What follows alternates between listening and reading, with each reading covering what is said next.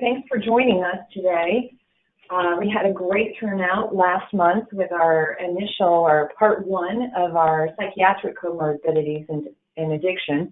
And so today we come to you with information on medical comorbidities with addiction. So we are actually going to be going through quite a bit of information, and as you can see, this first slide has our objectives.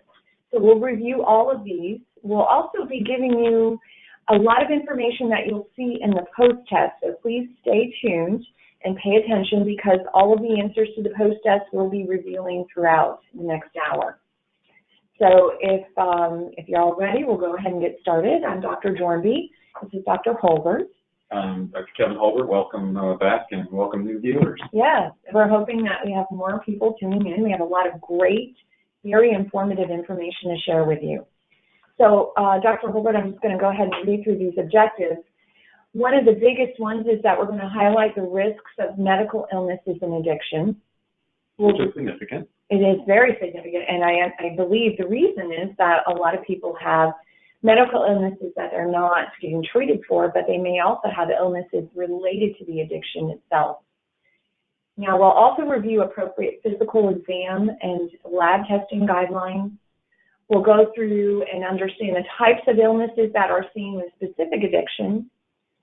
We'll talk about the available treatments, and we'll have at least one clinical case that we'll cover. We'll hope to get to two, second one, yeah. But this is jam-packed, so let's get started. Again, you'll see the continued similar message to last time, emphasizing a comprehensive assessment. Right. And that comorbidities, whether they're medical or psychiatric, should be anticipated and looked for. And expected, really. You have to look for them. And so that goes back to what we talked about last time. If you don't look, you won't find them. And the message of treating the whole person. Yes. That integrative addiction look. Is not in a vacuum. And for a holistic approach to people, we need the comprehensive assessment, both psychiatrically and medically, and to address all those needs. And we do that at Lakeview Health here. So let's see. Why are medical illnesses and addiction so common? Like Dr. Holbert has shared, a lot of people often don't recognize what type of illnesses they may have. People with addiction are getting fragmented care, so often they don't see their doctor, or no care. Often, unfortunately, they might have like a blood pressure issue that they just don't get treated for. Right. I found a lot of times that we're the starting point of their care. Exactly, which is really rewarding. I love being able to get people help that they didn't understand that they needed. We also can the lines are blurred between addiction, withdrawal, detox, whether it's the withdrawal or whether it's an actual medical illness, because, for instance, with alcohol withdrawal, you can have high blood pressure, or you can have both. You can have high blood pressure and alcohol withdrawal problems. Yeah, the slide mentions intoxication and withdrawal issues. For example, cocaine intoxication, one may find rhabdomyolysis or muscle breakdown, dehydration, kidney failure, and we'll mention through the presentation a lot of times vascular issues with cocaine, which can cause vasospasm, vasoconstriction, can lead to acute coronary syndrome and heart attack or stroke. Pretty serious. Alcohol withdrawal, the slide mentions withdrawal, for example, seizures, autonomic instability, if we can go back up. Oh, sure.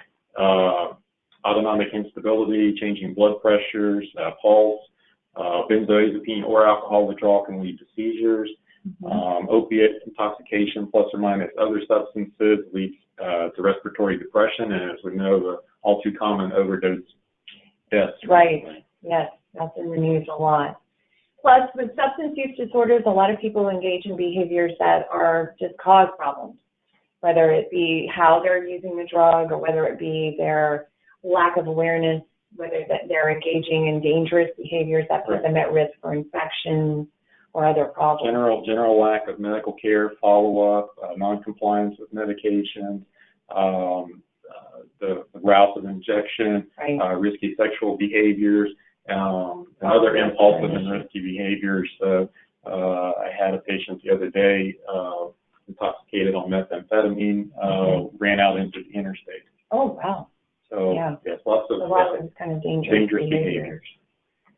So I'd love to talk about with you all, we're going to talk about what a medical history in addiction looks like. So this includes current medical complaints. Which can be many. I often hear complaints of pain, fever, cough, headaches, bowel and bladder symptoms and changes, chills, sweats, poor appetite, weight loss, changing sexual functioning, menstrual changes, always rule out pregnancy, and insomnia. Yes, always rule out pregnancy. And I think that you have to get a really good history. So making certain you understand when did these problems start, what has been their course, how do they fit in with the substance use, and how did they wind up here today? What's going on? Exactly. We always like to get a good history with any allergies that they might be experiencing, whether it be to medications, whether it be foods, lots of different things. A good systems review, and you brought this up, that people might not think about some of the problems they might have until you prompt them as far as, are you having specific focus on cardiovascular system, genital urinary system, musculoskeletal. Exactly. So it's really important to look.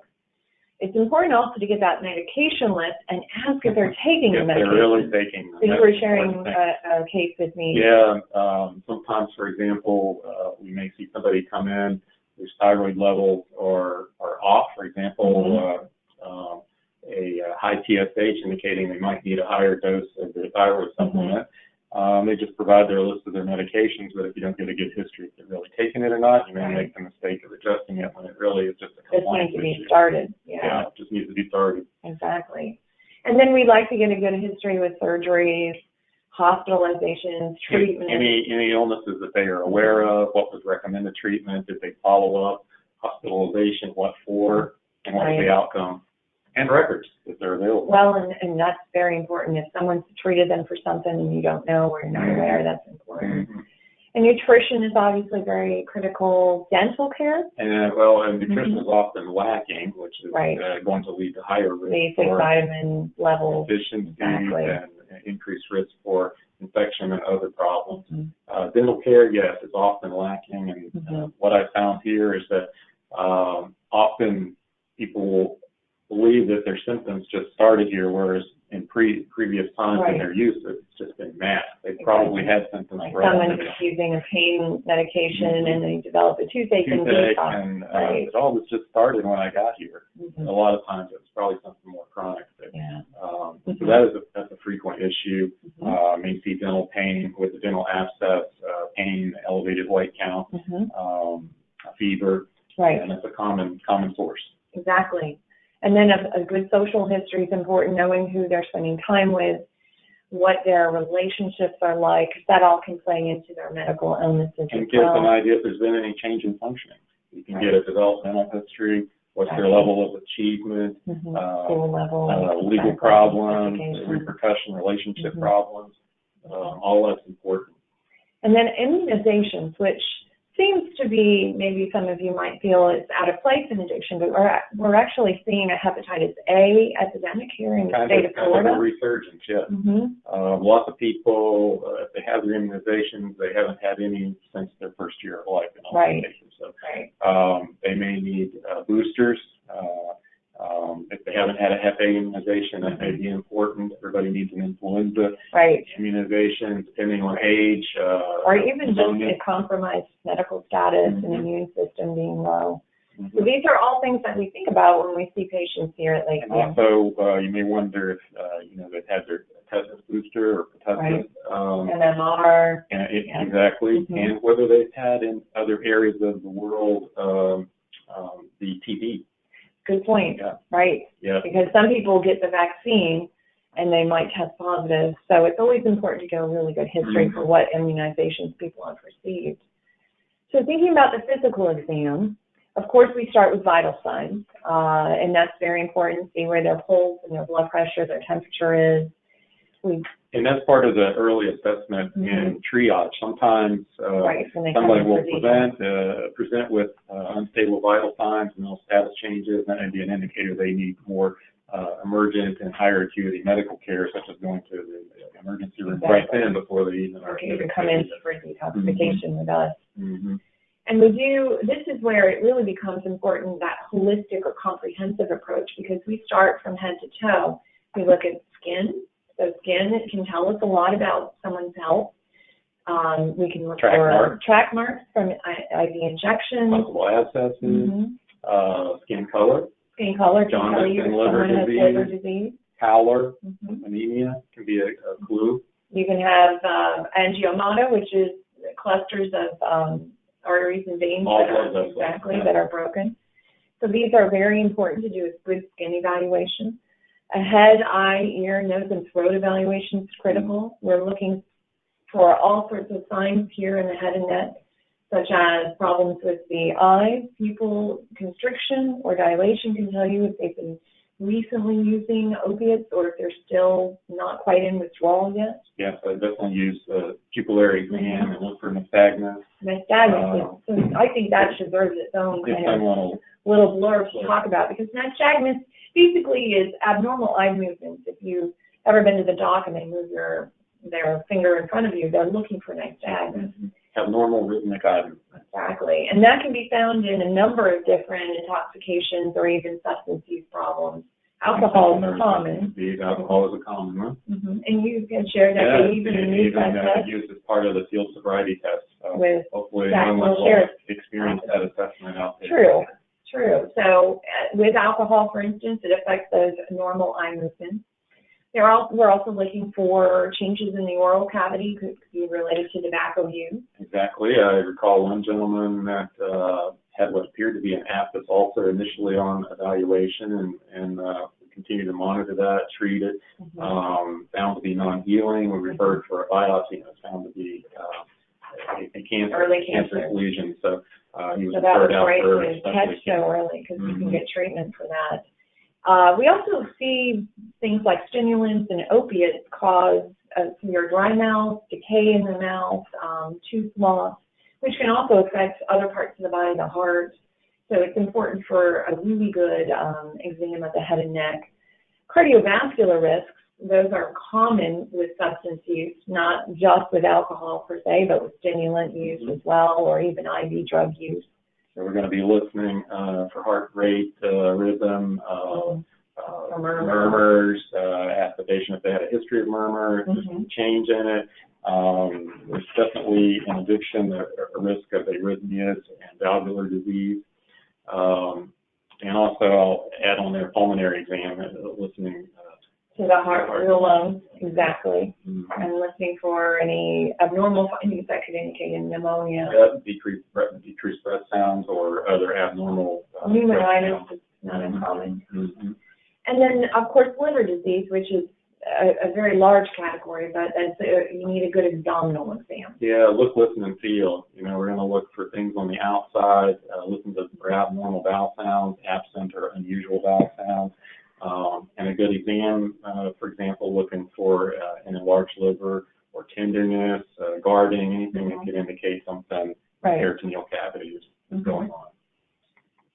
And to complete the exam, now we don't use a breast exam frequently. This is something that a primary care doc or an OBGYN often does, but I think it's important to highlight for women especially that there is a higher risk of breast cancer. In fact, one of the highest risks of cancer for women who use alcohol. So the risk goes up about 9% for every 10 grams of alcohol used. Yeah, it's significant to keep in mind and decide if the exam is necessary there. Have they had previous exams? Have they had imaging studies? Do they have a family history? Have they noticed any changes on any visually or any self-examination or discharge, which can lead you in that direction? Right. And I think it's just important for people that are outpatient doctors and providers to encourage their patients to get those mammograms, to follow the guidelines. Follow guidelines, which, as we mentioned earlier, yes. Often people present with not being compliant with maintenance care or preventive care. Can really hurt them. The prostate, colorectal exam, you're looking for, again, there is a risk with cancer with those kind of areas of the body, and they increase with alcohol use specifically. If you're doing physical exam, masses, tenderness, anything like that. You're looking for fissures on rectal exam, hemorrhoids, and then historically, you want to know if there's been any bleeding, urinary tract bleeding or blood in the stool. And you may consider some other laboratory studies, which we'll get to a little bit. But for example, with opiates, you see a lot of constipation and secondary hemorrhoids and bleeding and all that. A lot of things need to be considered. The genital exam, again, with substance use disorder, there's often infections that go hand in hand, and we'll see that there is a higher risk for STDs or sexually transmitted diseases. So it's very important to screen for those. Lots of people may be having blackouts. They're not actually sure what happened when they were intoxicated. Exactly. And then lymph nodes can give you a tip-off that there might be a more chronic infection, syphilis, HIV, TB, tuberculosis. Yes, either inguinal, axillary, cervical can be a sign of cancer or infection. Exactly. And then neurologic, which we will dig into a little bit later, but neurologic, we see a majority of people with substance use that do have initial cognitive problems, memory issues, concentration and attention issues. And so it's very important to do a nice thorough neurologic exam, not just reflexes. Kind of starts with somebody walking in and the early conversation. And watching them walk, even their gait can tip you off that there might be a problem with their neurologic condition. Looking for tremors, doing a mental status exam, more specifically Montreal Cognitive Assessment or mini-mental exam may be helpful. And again, comparing to earlier functioning in life can help one determine if there's something progressive or been a significant change. Exactly.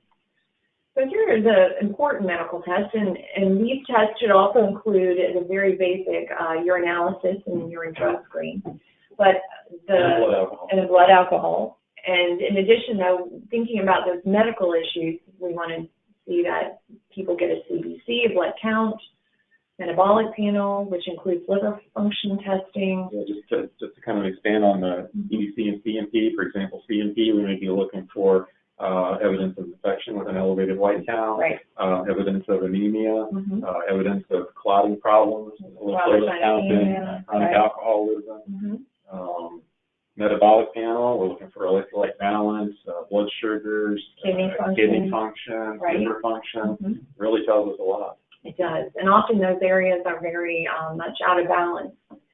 We're also going to screen for hepatitis, for HIV, for syphilis, sexually transmitted diseases, and then hepatitis on people that show elevated liver function. Liver enzymes might be in behaviors that put them at risk.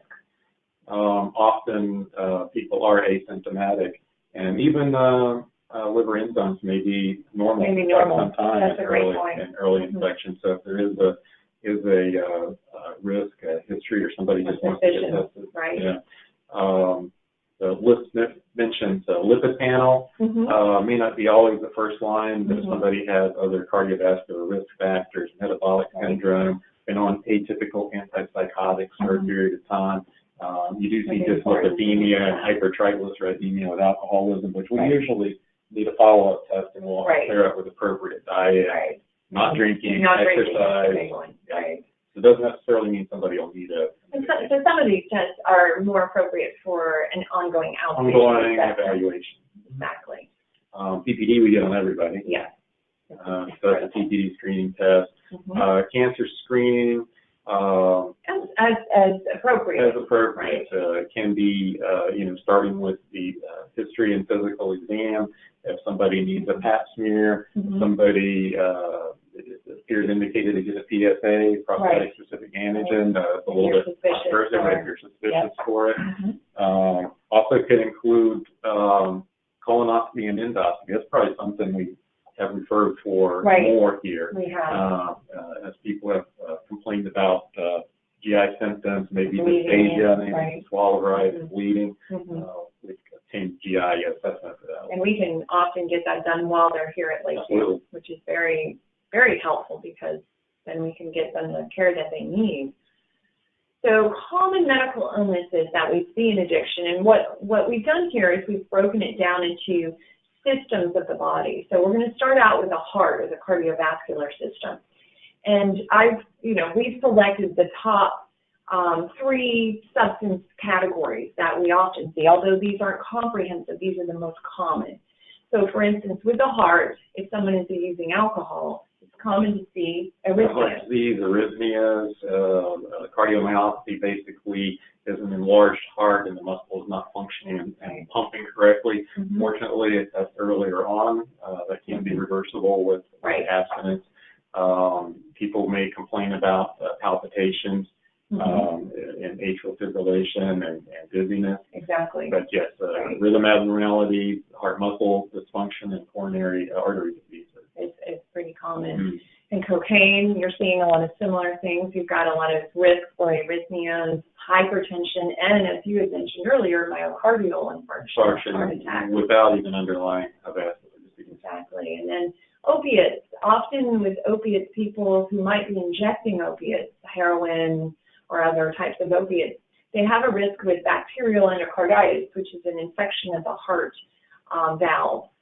And often that can be very lethal, so it's important to consider that. Something to think about, detect, identify, and get treated. Really, somebody is presenting with the injection risk factors, a new heart murmur, fever, an elevated white blood cell count. They're all definitely things to look at and follow up with.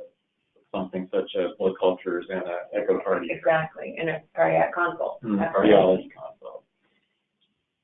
As far as liver disease, and we've hit on some of this already, but for instance, alcohol, you may necessarily see fatty liver disease, hepatitis, cirrhosis, which is a more chronic and somewhat terminal with certain conditions. Patient liver gets into after progressive scarring occurs, and greater and greater areas of dysfunction.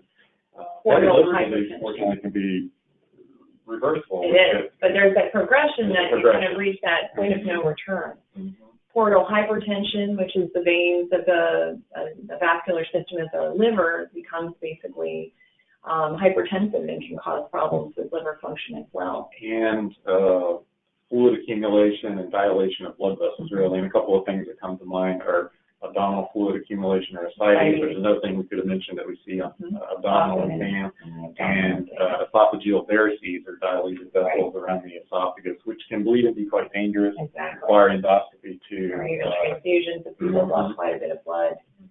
So with opiates and liver disease, again, we're thinking about hepatitis, especially infectious hepatitis, hepatitis C being the most common. And particularly by the route of administration. Right, so IV injection, exactly. Or snorting, actually. If they're sharing. If they're sharing straws, sharing pills, that can happen as well.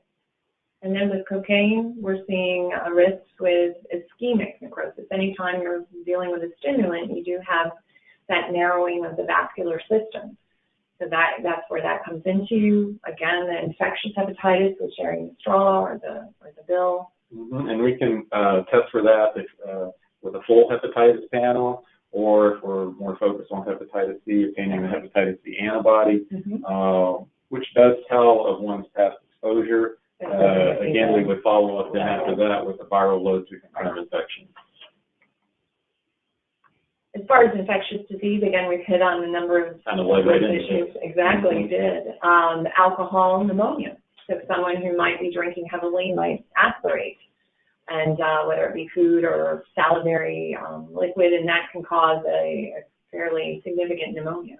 And one I mentioned, kind of sometimes the subtle presentation of a developing pneumonia. Somebody just may feel a little bit of fatigue, maybe an elevation in white cell count, but I've had some that had, you could think of a cough, that sort of, that had no symptoms like that. And you sent it for an X-ray. Evaluation, X-ray, and seen pneumonia. So keep the index of suspicion. So that clinical intuition is important. And then, of course, there's also risks with other infectious diseases. You're going to see that with pretty much all the substances. So with these infections, the behavior is really important to be aware of. It is, and with historically, if you're trying to sort out the type of pneumonia, if somebody's been intoxicated and they can tell you they were sedated and vomiting, woke up and vomited, there's an increased risk of aspiration pneumonia, which affects what type of antibiotic treatment you're going to Exactly. And then with opiates and cocaine, you see some of those similar risk factors. And a lot of it comes from some of the risky behaviors. Behaviors and route of administration. Exactly. As far as neurologic diseases, and we talked about this a little bit earlier, with alcohol specifically, there is a continuum of cognitive problems called Wernicke's Korsakoff. Or alcoholic amnestic syndrome, sometimes it's called. Wernicke's being the more acute form and more reversible, more treatable form. Both related to vitamin D deficiency. And there's a triad of symptoms D1 that you're going to see with this, meaning that people would present with nystagmus or abnormal eye movement. Confusion. Confusion. And you talked about looking at somebody when they walk in, ataxic gait or unstable gait. Peripheral neuropathy can be a change in sensation or pain that can start at the distal extremities and move more proximally. So that's common in alcohol as well as in diabetics. Right, right. And then we can also see cerebellar dysfunction. Cerebellum helps with balance and coordination. You see a lot of tremor. And withdrawal delirium. So that brings up a very good point. Because a lot of patients will tell us, yes, I've had DTs. And DTs for a lot of people are the shakes. The shakes or the tremors. But the delirium tremens is actually, they emphasize the T, but not the D. And DTs actually can be fatal. And quite up to 15% of people or more if it's untreated. So that's something that really needs to be identified. A lot of times that's covered in a hospital setting after a surgery, and then they go into alcohol withdrawal and up in the ICU. So it's super important to identify that and then get them treatment because it can be fatal. And then subdural hematomas are something that we'll see if people drink heavily and might have had a fall that they've forgotten about. Might have had a fall. If somebody's a little bit older, they may have some reduction in brain tissue or shrink a little bit of shrinkage, and that increases the risk. And also, if somebody has a coagulopathy from chronic alcoholism, they don't clot well, increases their risk there. Opiates, again, one of the biggest issues with opiates is that there's a risk for overdose. Hypoxia, that means that the respiratory system is suppressed, and there's not a respiratory drive. But we can also see seizures with opiate withdrawal. And then with cocaine, there's a risk with stroke, headache, delirium. So there's a number of things that to think about with these substances. As far as pulmonary, where we also see some of the same things. Pneumonia again, sleep apnea. So it's, this is maybe something you'll see more in an outpatient setting, but having someone go through a sleep study to identify if there may be sleep apnea. And sleep apnea really is significant and identified as more so and more connected to chronic medical illnesses such as hypertension, cholesterol problems, diabetes, and psychiatric depression. I have a few people in-house now that are using their CPAP. We do allow people to use their CPAP here, and really improves their daytime functioning. Yeah, because sleep apnea can affect a lot of parts of the body. Opiates, cocaine, again, we're seeing that respiratory depression issue, pulmonary edema with opiates. With cocaine, there are often some signs or symptoms that you can have as far as nasal septum perforation, which is that they're snorting cocaine and they can develop a hole in their nasal septum. And pulmonary edema again. So there's a number of pulmonary issues. Gastrointestinal, alcohol. I think a big theme here is that you can develop ulcers, you can develop reflux that can become precancerous even. That's where Barrett's comes in. Yeah, you kind of look at the top of the body and go down. I often tell people that most of the medical conditions that end in itis and medicine can be caused by alcohol. You start with esophagitis, gastritis, pancreatitis, hepatitis. Exactly. So it has direct toxic effects on multiple organs. Multiple parts of the body. The opiates, again, we see a lot of chronic constipation when people are using opiates for long periods, and that can cause even an obstruction or a pseudo-obstruction at the bowel, and even an ileus, which can be dangerous. If folks don't know what Barrett's is, chronic reflux is common in alcoholism along with the gastritis, and that can lead to exposure of the lower esophagus to too much acid, change the cell structure there, and be an increased risk for cancer development. Exactly. And Mallory White's associated with alcoholism and vomiting. You can have dilated vessels, as we mentioned, around the esophagus, and there can be a tear, which also could increase bleeding risk. Sometimes it can heal on its own, other times it needs endoscopy repair. Right. And then cocaine, again, you're looking at that constriction of blood vessels. So you can have what's called an ischemic bowel, which can basically reduce the blood flow to the gut, which is not a good thing. And ultimately, you could have gangrenous changes and require surgical and intervention. Mm-hmm. Renal disease or kidney disease, rhabdo. So rhabdomyolysis, you mentioned earlier, muscle breakdown. Mm-hmm.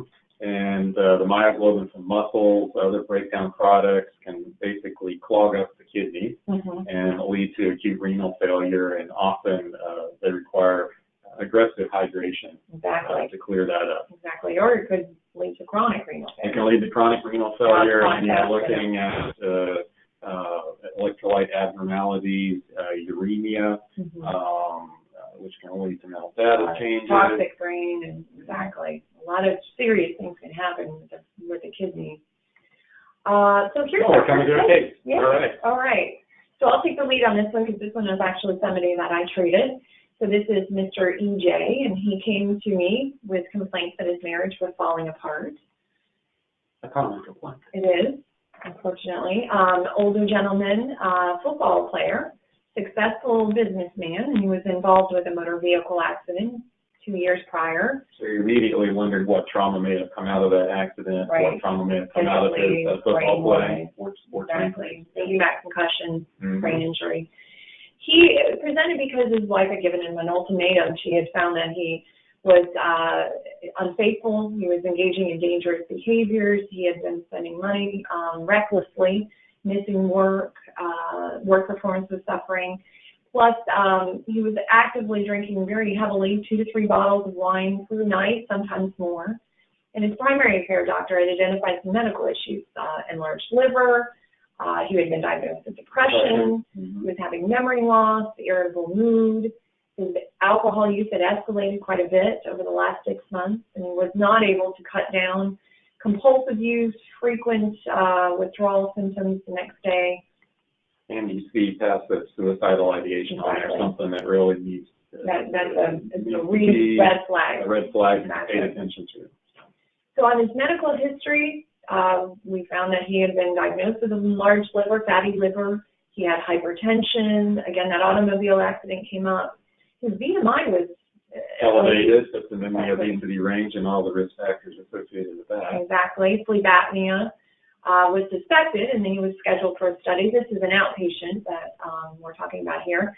Didn't have any lab testing when I saw him, and these were his medicines. So a blood pressure medicine, a cholesterol medicine. Family history, significant for substance use. And I think it's important for us to highlight that there is a significant heritability factor with conditions. 40 to 60%. It is multifactorial, but heritability is significant. Exactly. One younger sibling with drug addiction and a father who had both heart disease and problems in his family with substance. Yeah, early heart disease. The father died at age 61. Exactly. Social history was significant for infidelity. He and his wife were in conflict. His children were estranged. He had taken up gambling, driving while intoxicated, had actually gotten in a DUI, and wasn't using, according to him, was not using other substances, no IV drug use.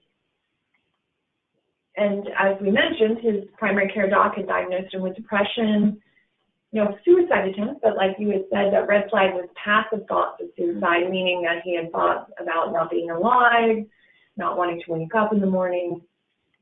Something to be ongoing. Exactly, ongoing assessment to ensure safety. Mental status, when you looked at him physically, just at a glance, heavy set nail, casual groom, he was appearing depressed, mood was down.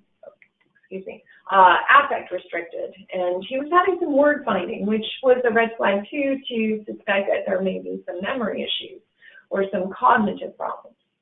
Or it could be pseudo-dementia from depression even comes to mind. Exactly. So you start thinking of your differential here and what you need to alcohol, sort it out. depression. Mm-hmm. So what's next? We're taking it on the road. On the highway, we go. So with his case, these are some of the studies that, as an outpatient doc, I was looking at. We were looking at his thyroid. We were looking at some of his hormone levels. But why the thyroid? The thyroid is often metabolic, out of balance with alcohol. And it can be, as we said, somebody may have a baseline thyroid problem and not been taking medication. But as a metabolic governor of the body, it can affect somebody's energy, cognition, mood, anxiety, so many things. So I love that, metabolic governor of the body. And we also looked at a urinalysis. We tested for drugs. We looked at a CBC, a CMT, many of the things that we were talking about earlier. Echocardiogram, this is on there because his cardiologist had already ordered one based on an EKG from his primary care. It looked like he was having some rhythm problems, so that was important to evaluate. Hepatitis B and C, especially because of his risk-taking, infidelity, dangerous sexual practices. So we did a full HIV, STD panel looking for syphilis too, and syphilis, as we know, actually is making a comeback, unfortunately. In certain areas, yes. And in certain populations.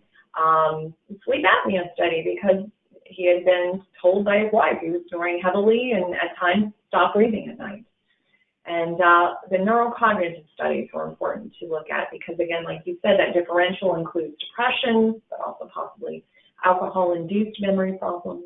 And when necessary, we have a neuropsychologist that works with us. We do here at Lakeview, and we're lucky to support us and really do a deep dive into that neurocognitive testing. Because sometimes there's such deficiencies that someone really isn't fit to continue practicing or in their career, so at least until they have been in rehabilitated. Exactly.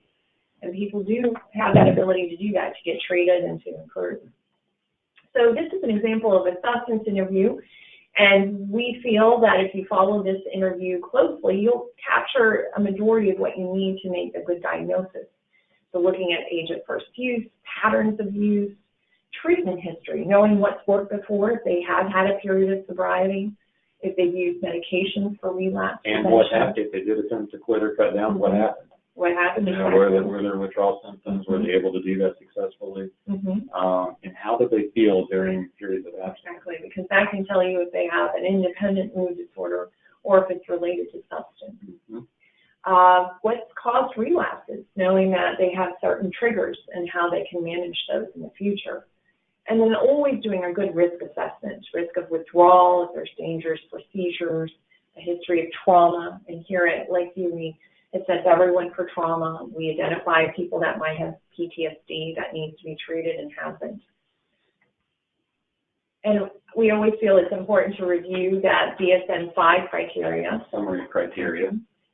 Compulsive use, cravings, using larger amounts of the drug or substance over longer periods, major obligations that they failed to keep, use despite physical issues or psychological issues, tolerance, withdrawal. Which is a need for a higher and higher amount of the substance to achieve the same effect. Hazardous use. Driving, working heavy equipment at work, you hear that a lot. Social relationships or recreational activities, loss of control. More and more time is generally spent, times that people may have elected time to do something recreationally, and family or friends gets gradually used up to spend more and more time with using and away from their significant others. And I think it's important to point out that these DSM-5 criteria are relatively new with the updated version. And there are modifiers. So with 2 to 3 of these symptoms, it's considered a mild disorder. And 5 to 6 for moderate, greater than 6 for severe disorder. And again, throughout the DSM, you're looking for a disorder. You're looking for a level of impairment. Right. A level of impact on their lives. Alcohol risk to the body. So thinking about this gentleman. Again, thinking about his heart, thinking about arrhythmias, stroke, hypertension. So he had some of those risk factors already without the alcohol on board, and then you add that and you have more problems. Hepatic failure, knowing that he had diagnosed fatty liver disease. Yeah, we may see people, we do see people quite often here that have mental status changes, history of alcoholism, or possible other hepatic injury or illness, and are found to have markedly elevated ammonia levels, which can be treated. We often use lactulose or Xifaxan, so that comes down, and often the person feels much and their brain works better. They're able to process much better. But that's something that needs to always be considered with somebody with cognitive issues. And cognitive issues. So thinking about the brain, that leads us to talk about the brain. The cerebellum, again, you had talked about that earlier. It affects that coordination, balance, can contribute to problems with walking, tremor. So people that have that tremor that just doesn't go away. Right. If somebody's never had a tremor before, it's often contributed to effects on the cerebellum. Exactly. Sometimes beta blockers can be used to help with that. Sometimes it gets a little bit better with abstinence, and you have to sort it out versus a familial tremor, where somebody has a big essential tremor. Exactly. Other parts of the brain that are affected by alcohol include the temporal lobe, which is where you have that root for memory and mood. And that's part of what we see with Wernicke and Korsakoff a bit. And then as we have there, alcohol, that anything that reduces blood flow is probably not a good thing. So alcohol reduces blood flow globally on the surface of the brain. And then physiologic changes, these were more of anatomic changes, but physiologic changes. Well, the first one we can connect back to our previous discussion, psychiatric comorbidities last month, talking about dopamine and the reward system, serotonin, and mood. So as these get disrupted, you can have corresponding symptoms. Exactly. So they can look depressed because the alcohol has disrupted that balance. It also affects glutamate production, which is key for memory. And then it reduces or just shrinks the volume of the brain. The brain looks smaller when you image it, which is also not a good thing. So here's a specific key factor with alcohol, especially with older people, is that it can affect the nutritional levels in the brain. And that can lead to Wernicke and Korsakoff. And as you mentioned, Dr. Holbert, Wernicke is more of the acute version. The acute version, and it's related to a preventable deficiency of vitamin B1 or thiamine. You see the eye movement changes and stagnance that we talked about earlier, and other eye movement problems. There can be psychosis and ataxia, just an unstable gait or walk. Exactly. And they can look acutely delirious. They can even have some psychosis, which is more likely related to the delirium. So there's no really defined timeline. Often if the Wernicke's left untreated, it will progress to Korsakoff. It's fairly significant. Percentage, the timeline on that is not really defined. So, we see the findings of this type of encephalopathy. You want to treat it immediately. Right. There can be some improvement even if it's Korsakoff, but it's definitely worth treating once you find it. So if it's not treated, we see that Korsakoff develop, and that is hallmark is intrograde memory loss. More forming new memories. Forming new memories, exactly. Now you can see some retrograde, but the hallmark is that intrograde.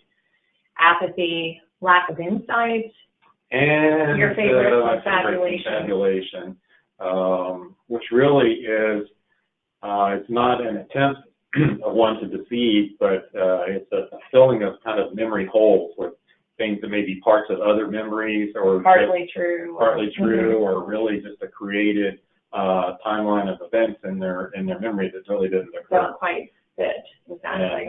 And family are usually the ones to bring this up. Right. They're the ones that are carrying this thing of their history. I like the cartoon. Yeah, the cartoon's my favorite. So brain regions affected, again, we're talking about globally reduced flow. So everywhere the blood flow is low. And you see atrophy, and we talk about alcohol-induced dementing processes. It can look globally like an Alzheimer's progressive dementia.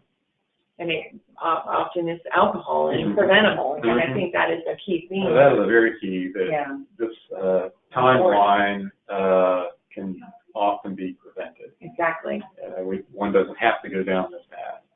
Exactly. And then the thalamus and the hypothalamus can be damaged. Mammillary bodies of the hypothalamus are specifically targeted in alcohol use, and that is where you see that nutritional deficiency that can lead to Wernicke's Korsakoff.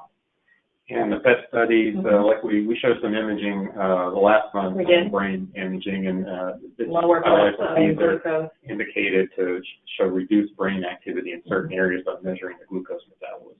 And anytime you have low blood flow and low activity in the brain, then it's not a good thing. So this was Mr. EJ's treatment plan, and it's fairly comprehensive. Again, it's more of an outpatient approach, but we had to evaluate his cardiomyopathy or an enlarged heart. And heart arrhythmia or atrial fibrillation in this case, which may require either rate or rhythm control. It can require cardioversion or a little shock to take it back into normal rhythm. Exactly. And if they're going to be chronic atrial fibrillation, usually some sort of anticoagulation medication. To prevent clots and clots. Serious issues like stroke. Sleep apnea, so he actually did have sleep apnea. The study showed that, and he was given a CPAP machine. CPAP can make somebody feel like a new person. It sure can. They're getting oxygen to their brain. Hypothyroidism. So with the hypothyroidism, I think it's important for us to point out that it's kind of relative and something that needs to be followed up and measured after detox and achievement of sobriety. That may correct. Right. If there's a family history or a thyroid anomaly, you may explore that further with thyroid ultrasound. Right. But before jumping on medicine or adjusting medicine. Yeah, if it's significant enough, medicine may be helpful in an interim period, but it may correct it over time. And then we also use naltrexone for reducing his cravings and his relapse prevention. That's something that we use a lot here at Lakeview to help people get through those first few years even up to. Another form of medication-assisted treatment and help with relapse prevention, cravings, trigger resistance, and I think it should be applied whenever possible. Whenever possible. So it gives people that extra support they need to heal their brain. As we talked about last month, one doesn't come to treatment and heal the brain in a few days or a few weeks. Even a few weeks. Right. It takes months or years. And he also was sent to therapy. So we may have some time to cover this last case, and this is great. Well, we'll try to do it in about 10 minutes. So I think what is important to mention is that we highlighted two cases that are the most common substances we see here at Lakeview. So alcohol and opioids. And this timeline we're going to talk about is very common. I hear this about very common. So this is a 24-year-old young lady, prescribed opiates when she was in high school. She was a soccer player, injured her knee, ended up on Percocets, found that it helped with the pain, but also progressed into an addiction, which is unfortunately very common nowadays. Right. And she might not have had any awareness that she was predisposed to or at risk for addiction, and then here is the exposure. Right, and began to abuse them, running out early, asking for refills.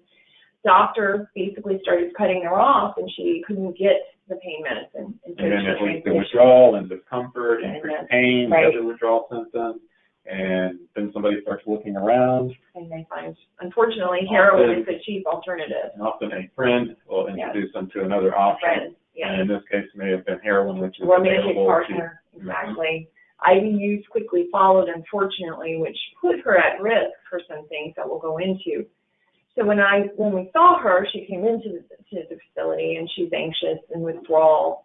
And the withdrawal from opiates often looks like the flu. Diarrhea, chills, body aches. Sweat. Exactly. Dilated pupils. And she myalgia. Just miserable. Her evaluation psychiatrically showed that she actually had trauma, and the trauma had been as an adult sexual assault while she was using. Which could aggravate the opioid addiction, as opioids are both relievers of pain, physical pain and emotional pain. Or emotional pain. And her IV drug use had been for the last 2 years, and frequently shared needles with her romantic partner, her boyfriend. Was also using Xanax. Which complicates the withdrawal. And that really ratchets up the risk for fatal overdose. And complicates withdrawal when everyone's to know benzodiazepine and alcohol withdrawal are the dangerous ones that have increased risk. And when you hear about people that have, celebrities, famous people that have overdosed, often there's that combination of drugs. And we went through that last time. And one thing I see there, this case, she frequently shared needles with her boyfriend, and she may say, well, he's the only one I shared with. Well, she may not know what his risk factors were, and he may say, well, I don't have anything, I don't have any symptoms. Right. But that doesn't mean he doesn't have potential either HIV, hepatitis, often may be asymptomatic. And that's how it's transmitted through sex and dirty needles. And then, interestingly enough, you kind of think, well, that's not terribly important, but it actually is. But she hadn't had a period for 8 months. And so automatically we're thinking, is she pregnant? Are there other issues that are going on that we need to identify? Is it just a substance issue, or is there a hormonal imbalance? Or maybe an eating disorder on top of this. So there are a number of differential diagnoses we have to consider. So on physical exam, these were the hallmarks, or the highlights, but there were other findings, obviously. But the issues that we see were there were track marks in her antecubital or elbow region. That one's not surprising. We always want to look in those areas for any developing abscesses. So the skin is important here. Icteric sclera, or the whites of her eyes, were not white, and that indicates there may be some liver disease. Points us to, hepatitis. Sclerotic veins, which are veins that have been quite scarred, and again, we think about the IV use, and she looks like she might have had an infection in her skin in that area. Or an abscess. Abscess, exactly. And interestingly, which you hit on before, Dr. Holbert, is a murmur on her cardiac exam. As well as not noted, it's always important to know what you see and what you don't see, is that there weren't what we call splinter hemorrhages. Which can be a little spots of blood that you can actually cause if you have a trauma to your nail bed. But that is something that can be found with infectious endocarditis, but the absence of it doesn't mean it's not there. Exactly. And so for lab testing, again, we're looking at a drug screen, a pregnancy test, urine analysis, the cardiac evaluation, the metabolic panel, hepatitis and STDs. And thinking about opiate risks, again, the most important ones are really that overdose risk. That's the number one and most emergent one. But we know that it affects the brainstem of the body. It reduces that respiratory drive by altering the carbon dioxide in the body. And binds to the mu receptors at the respiratory drive center and slows down the drive. And it talks about, opioid overdoses occur frequently in contact with other drugs. Opioid overdose alone can cause it, but particularly if it's combined with other sedatives or alcohol. And nowadays, we're seeing a lot of combination with cocaine and gabapentin, actually. And gabapentin, exactly, which is a prescribed medication that is not considered an opiate, but has been combined with a lot of opiates and has caused fatal overdoses. Now, we also had a lot of considerations for this young lady, whether or not, how she was using the drug. The kind of slide of the differential. Right. We're thinking about the subacute bacterial endocarditis, infections, her respiratory system, menstrual irregularities, sexual dysfunction, especially in men. We can see that with some of these opiate effects. Severe insomnia, skin abscess. And, I just want to mention insomnia is so common, and we hear that a lot on multiple presentations of different substances. And it's something that may require some sleep aids for a while. It's going to take some time to normalize. But it is very important to try and treat it to get this. Because that gives that brain the ability to heal. And those risks, again, that's going backwards, sorry. So here we are. These are some considerations in women. Women are more likely to develop an addiction from being prescribed an opiate. And one of the theories behind that is that women are seeking treatment for not just physical, but mental or emotional pain. And they're just more likely to be prescribed by their primary care providers. Hopefully recent education is going to help with that. It's going to turn the tide some there. degree of requirements on opiate prescribing training. And I see something there, women are more likely to be prescribed other medicines such as sedatives. When in reality, they got to be prescribed Narcan. Which is that overdose reversal. Rescue. They're more likely to be prescribed to deal with negative emotions, depression, or trauma. And they actually, when they become addicted, they progress quicker than men, which is important to know too. So for our young lady, we provided her a safety detox, which is critical. Which may include medications like phenobarbital, clonidine, sometimes buprenorphine, to make it, it's not perfect, but to make it as comfortable and safe as possible.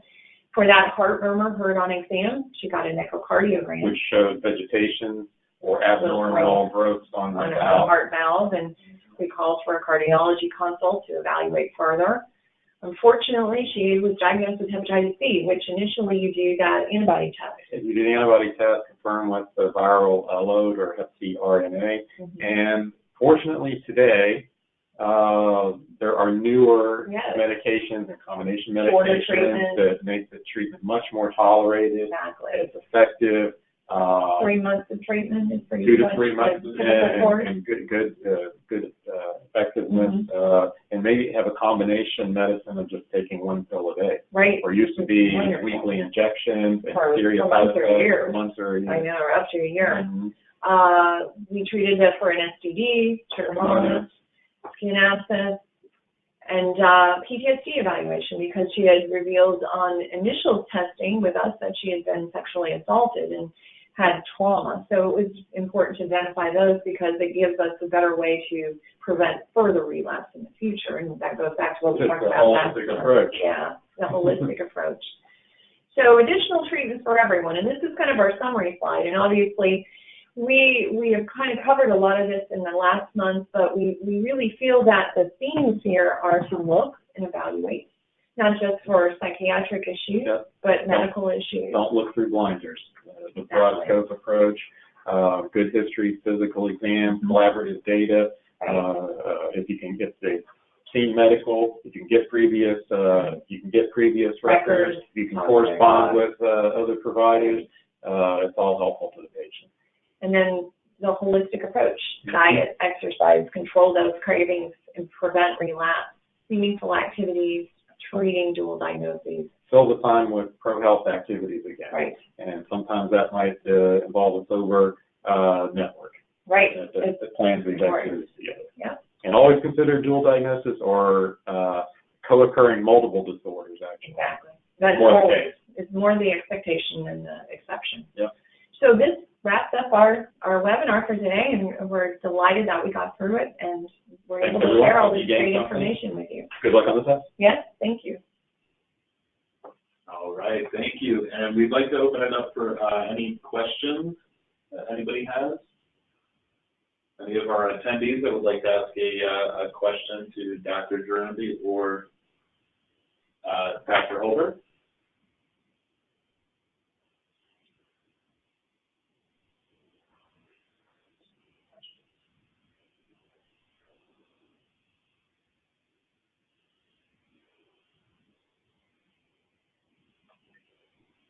All right, thank you, everyone.